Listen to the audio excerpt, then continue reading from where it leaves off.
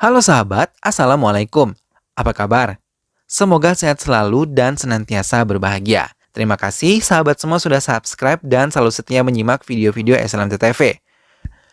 Kali ini SLMT TV hadir dengan sebuah film yang berjudul Surya Ki Gang. जरा सोच समझ के बोल।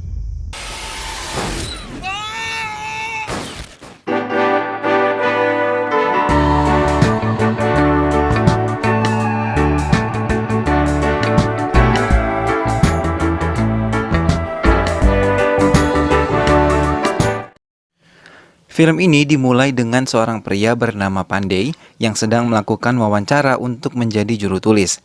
Namun dia ditolak karena tidak mempunyai uang untuk membayar para polisi. Sekarang cerita bergeser ke seorang pemuda bernama Nachin Harkinian alias Inian yang sedang menghadiri wawancara CBI dan temannya juga ikut menemaninya. Tapi keduanya ditolak tak memiliki uang suap sama sekali. Seat हैं वो हम लोगों के पास है। अभी बोल दिया ना बाहर निकलो sir. Lalu di saat itu temannya Inian menampar polisi tersebut dan keduanya pun kabur. Saat di rumah temannya ini kecewa karena istrinya membawa masuk pria lain ke rumahnya. Istrinya kembali marah kepada suaminya tersebut yang saat ini masih belum bisa mendapatkan pekerjaan. दो वक्त की रोटी खिलाओ पहले। हम हर रोज क्या खाते हैं? ना बड़ा आया शक करने वाला।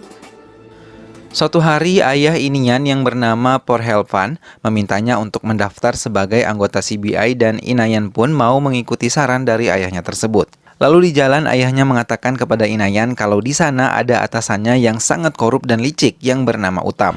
घर जाने के बाद मुझे चैन की नींद नहीं आई। मैंने उसे Singkatnya, kini Inayan sedang berada di ruangan wawancara dan di sana dia ditanyai beberapa pertanyaan mulai dari postur badan, tinggi badan, dan berat badannya. Di situ juga ada Utam yang ikut mewawancarai Inayan. Dia bertanya apa yang akan dia lakukan jika ada polisi yang korup. Inayan lalu menjawab kalau dia akan memanggil polisi tersebut dengan identitasnya selengkap-lengkapnya.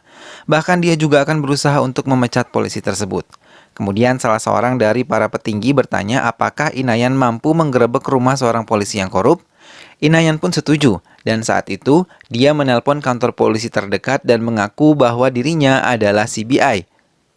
Kemudian Inayan meminta polisi tersebut untuk datang ke salah satu rumah politisi terkenal.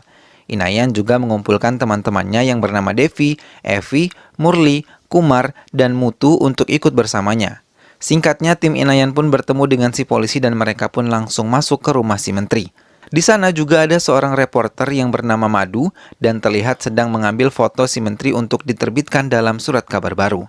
Kemudian saat Inayan tiba di sana, dia mengenalkan dirinya sebagai Utam dari CBI dan kedatangannya ke sana untuk melakukan razia pemeriksaan hasil korupsi menteri. Kemudian saat si menteri diinterogasi, dia sedikit keceplosan dengan mengatakan kalau uangnya tidak ada di tempat ibadah. Kemudian Inayan pun mencari uang tersebut dan menemukannya berada di balik foto para anggota keluarganya yang telah meninggal.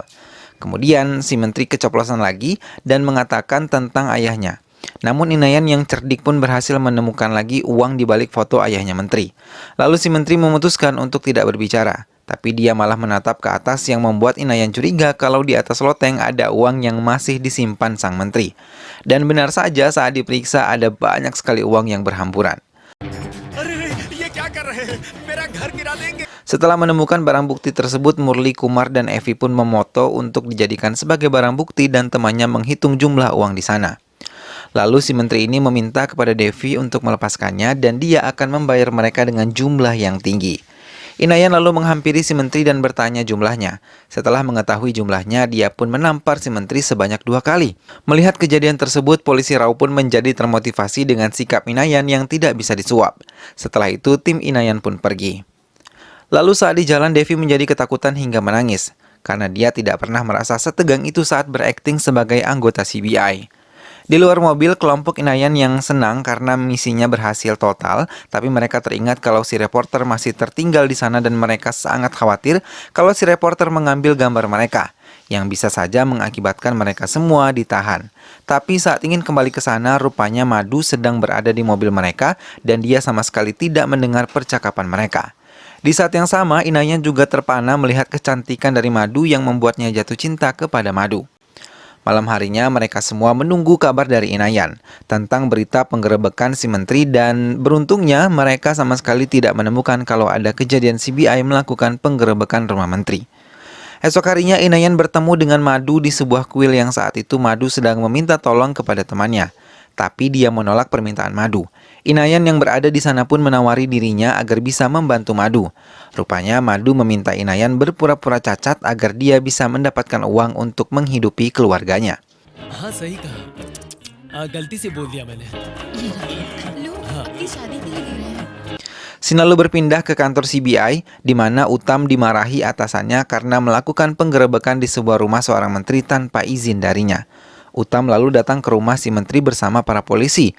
Utam menegur Rao karena tindakan yang kurang teliti. Rao sebenarnya sudah berusaha teliti, tapi surat laporan yang dibuat oleh Inayan sangatlah mirip. Karena kesalahannya, Rao pun disuruh Utam untuk memecahkan kasus tersebut atau dia akan selamanya dipanggil bodoh. Agar tidak terjadi hal yang sama, Utam pun menyuruh anak buahnya untuk melaporkan setiap kegiatan yang masuk.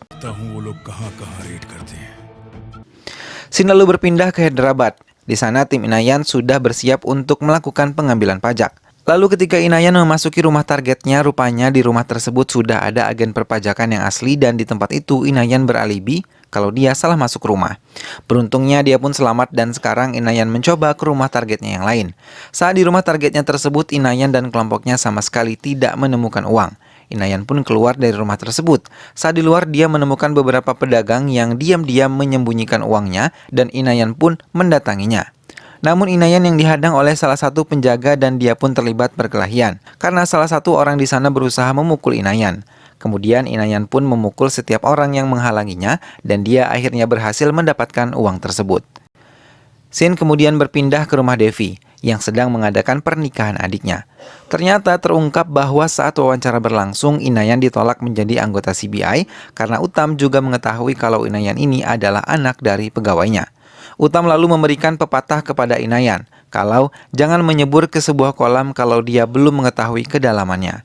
Dan sebelum Inayan pergi, dia menjawabnya dengan memberikan pepatah kepada Utam bahwa yang perkasa menindas yang lemah dan yang maha kuasa menindas yang perkasa. Saat di luar ruangan wawancara, Utam mendekati Inayan dan mengatakan kalau pekerjaan ayahnya hanyalah menyajikan teh untuknya dan Utam akan menerima Inayan jika ayahnya Inayan ini meninggal dunia. Saat di rumah, Inayan lalu berbohong kepada ayahnya kalau dia diterima sebagai agen CBI. Namun Inayan malah terjebak halusinasi yang mengira kalau ayahnya tahu jika ayahnya mati maka putranya akan diterima yang kemudian membuat halusinasi. Seakan-akan ayahnya Inayan ini bunuh diri. Padahal ayahnya Inayan baik-baik saja. Lalu Inayan teringat perkataan temannya yang mengatakan kalau dia akan bunuh diri jika tidak bisa menjadi anggota CBI. Inayan pun bergegas ke rumah temannya. Di sana dia melihat temannya itu seperti orang yang stres. Bahkan istri dari temannya tersebut pergi dari rumahnya karena tekanan batin yang sangat berat. Dia pun memutuskan untuk melompat dari balkon di depan mata Inayan. Karena hal itu, Inayan pun berpikir kalau insiden tersebut adalah pembunuhan yang dilakukan para koruptor dan orang-orang jahat yang berniat untuk merampok para orang kaya yang korup. Sin lalu berpindah di kantor CBI. Di sana Utam dimarahi oleh atasannya karena orang-orang kaya mengeluh kalau hartanya disita oleh Utam. Lalu mereka pun menyerahkan kasus tersebut kepada Krishna Viza. Kemudian Krishna berbicara dengan Utam untuk membahas kasus itu dan menyebarkan melalui surat kabar kalau sekarang sedang marak razia palsu yang tidak dilakukan pihak berwenang. Kabar itu akhirnya sampai ke telinga Inayan dan dia pun mulai berhati-hati. Sementara itu, para polisi berhasil mendapatkan foto Devi dan berhasil mendapatkan nomor teleponnya juga. Tapi mereka belum berniat untuk menangkapnya karena yakin 4 anggota yang tersisa akan melarikan diri. Besoknya seorang dari CBI datang ke sana dan dia mengatakan kalau ada panggilan dari telepon ini ke kantornya. Lalu saat pengecekan, si pria ini meminta seorang gadis membawakannya air. Dan di saat tak ada yang melihatnya, orang tersebut langsung menyadap telepon rumah Devi. Lalu saat Devi datang, dia pun segera pergi karena panggilannya bukan dari nomor rumah Devi. Lalu saat si pria itu pergi, Devi pun menggunakan teleponnya untuk menelpon Inayan dan di saat yang sama kantor CBI mendapatkan panggilan suara dari Devi dan di lain sisi, Inayan juga menerima telepon. Lalu saat diangkat oleh Inayan, rupanya itu dari Rao yang mengatakan kepada Inayan bahwa telepon rumah temannya sedang disadap oleh CBI. Dan di lain sisi, Devi untungnya tidak mengatakan apapun Kemudian Devi mencoba menelpon Inayan lagi, tapi tak diangkat oleh Inayan. Tak lama setelah itu, Inayan langsung menelpon Devi dan di sana Devi mengungkapkan kalau kasus mereka sudah tersebar di koran dan para CBI pasti sedang mencari mereka. Inayan yang tidak takut sama sekali langsung mengungkapkan rencana selanjutnya, yang saat itu didengar oleh para anggota CBI. Dia mengatakan kalau nanti dia akan melakukan perampokannya langsung ke rumah orang-orang terkenal yang korupsi dan dia akan membuat seolah-olah CBI telah melakukannya. Dia juga mengatakan kalau anggota CBI yang korup sangatlah angkuh dan merasa kalau mereka sangat percaya diri dan tak membutuhkan orang lain. Inayan juga meyakinkan Devi kalau dia akan membalaskan semua perbuatan anggota CBI tersebut.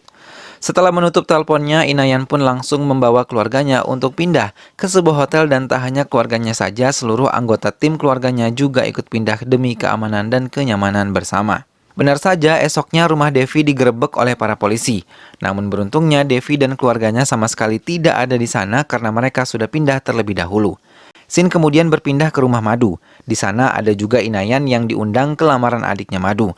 Lalu saat lamaran berlangsung, pihak mempelai pria berniat menikahkan anaknya yang satunya lagi dengan Madu. Hal itu sontak membuat Madu dan Inayan terkejut. Kemudian Madu dan pria itu pun disuruh untuk berkenalan terlebih dahulu di sebuah ruangan. Di ruangan tersebut tiba-tiba saja Inayan datang karena dia cemburu dan langsung mengungkapkan perasaannya. Mendengar hal itu, Madu sedikit senang. Dan si mempelai pria sama sekali tidak marah karena dia hanya dijodohkan dan tidak cinta sama sekali. Lalu mereka pun membuat rencana seolah-olah si pria dan Madu ini setuju untuk menikah. जोड़े की तरह एक दूसरे का हाथ पकड़कर love birds की Besoknya tim Inayan berhasil menyekap para polisi yang terlibat dalam beberapa kasus korupsi dan di sana Inayan pun sedikit menyiksa mereka dan memarahi para polisi tersebut. आज के बाद तुम किसी भी गरीब या काबिल इंसान से Setelah itu Devi mengatakan kepada timnya kalau dia takut di situasi yang seperti ini karena dia mengira kalau situasinya tak akan seberbahaya ini. Tak hanya Devi, semua anggotanya juga ingin keadaan menjadi damai dan hidup normal seperti biasanya. Karena perkataan timnya, Inayan pun menjadi berpikir bagaimana cara mereka untuk bisa keluar dari masalah tersebut. Keesokan harinya, Inayan mendatangi kantor percetakan koran dan mencetak sebuah berita untuk mencari 50 orang lulusan hukum dan meminta para pelowong untuk datang ke gedung yang telah disiapkan Inayan. Karena berita itu, esok harinya banyak sekali orang yang datang dan salah satunya Pandey yang berniat ikut seleksi tersebut. Lalu wawancara pun dimulai. Di sana Inayan mengetahui kalau semua orang berasal dari beragam latar belakang yang berbeda. Pada akhirnya Inayan pun mendapatkan 50 orang unggul mengenai CBI yang ternyata mereka semua ditolak saat mendaftar di kantor CBI-nya langsung. Burn, sir. That's why my name is Karmagam, sir. I have driver blood, sir. Lalu di hari itu Inayan meminta agar mereka semua datang besok pukul 9 pagi. Keesokan harinya Inayan menyambut para anggotanya yang telah diterima dan membuat mereka merasa kalau sekarang diri mereka adalah petugas CBI yang akan membersihkan korupsi di negara tersebut. Di saat itu juga Inayan langsung memberikan gaji pertama mereka secara merata dan mengingatkan lagi kalau mereka akan melakukan misi rahasia besok dan tidak ada yang boleh memberitahukan informasi tersebut kepada siapapun. Di lain sisi, Krishna mendapatkan telepon dari salah seorang yang pernah ia tindas kalau anaknya sekarang telah diterima sebagai petugas CBI. Krishna pun kebingungan dan menelpon Uttam. Saat itu juga polisi langsung mendatangi hotel yang telah digunakan sebagai wawancara dan menggerebek tempat tersebut. Singkatnya, Devi, Evi, Murli, Kumar, dan Mutu pun diinterogasi. Dan kini para polisi mengetahui dari Mutu kalau besok jam 1 siang mereka akan menjarah toko persian GVR. Beruntungnya di sana Inayan sedang pergi ke rumah Madu dan menceritakan kalau dia akan melakukan rencana besar. Namun Krishna meminta kepada keempat orang tersebut untuk tetap menjalankan misinya pada jam 1 siang tersebut dan tutup mulut kepada Inayan. No ये Di kantor CBI, Krishna bertekad kepada kepala CBI untuk tetap menangkap para CBI palsu itu dan melakukan sidang agar mereka dihukum seberat-beratnya. इतना काफी है sir thank you Saat di apartemen, Inayan sangat berpikir tentang keberhasilan misinya besok. Dan esoknya, Uttam beserta kelompoknya terlebih dahulu mendatangi tempat itu dan mengamankan seluruh perhiasan yang ada dan menggantinya dengan yang palsu.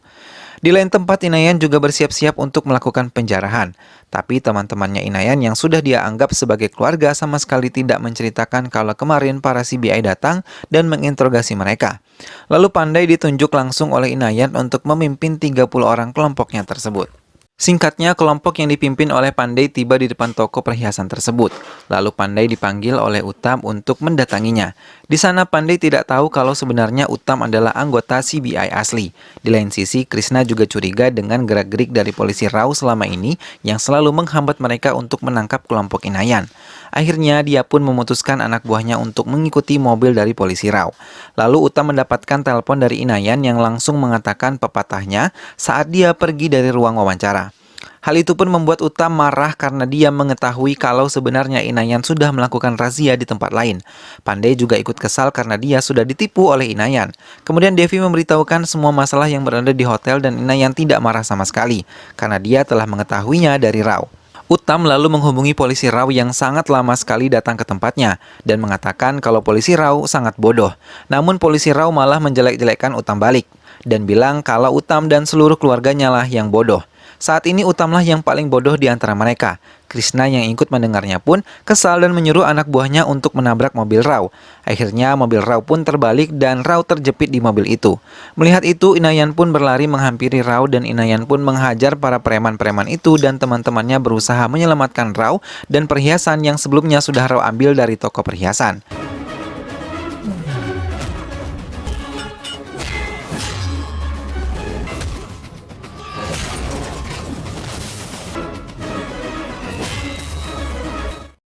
Singkatnya, Inayan pun berhasil menyelamatkan Rao sebelum mobil tersebut meledak. Kemudian keduanya kabur ke sebuah pabrik tua di sana. Namun mereka malah dikepung oleh para polisi dan juga Krishna. Di sana Inayan memuji-muji Krishna agar tidak ditembak dan tak lama kemudian Uttam pun datang. Saat Uttam datang, Inayan mengatakan kepada Krishna kalau Uttam adalah salah satu polisi yang korup. Uttam pun marah dan menyuruh Krishna untuk menembak keduanya. Tapi Krishna menolak karena di sana ada banyak orang. Akhirnya Uttam meminta pistolnya Krishna dan dia berniat menembak Inayan dengan tangannya sendiri. Namun saat dia mengacungkan pistol di depan muka Inayan, Uttam tiba-tiba tertembak di bagian tangannya. Para polisi malah menuduh teman-temannya sendiri dan melihat kecerdasan Inayan, Krishna pun akhirnya memutuskan memberikan dua pilihan kepada Inayan, yaitu dengan merekrutnya sebagai inspektur polisi. Namun Inayan menolaknya dan pilihan keduanya adalah Krishna akan menembak Inayan dan Rao di tempat tersebut. Inayan hanya tersenyum dan mengatakan kalau dia akan selamat karena semua polisi yang berada di tempat tersebut merupakan anak buahnya yang berasal dari para polisi yang saat itu dia rekrut di hotel. Kemudian Inayan dan Rao pun berhasil kabur dan film pun selesai.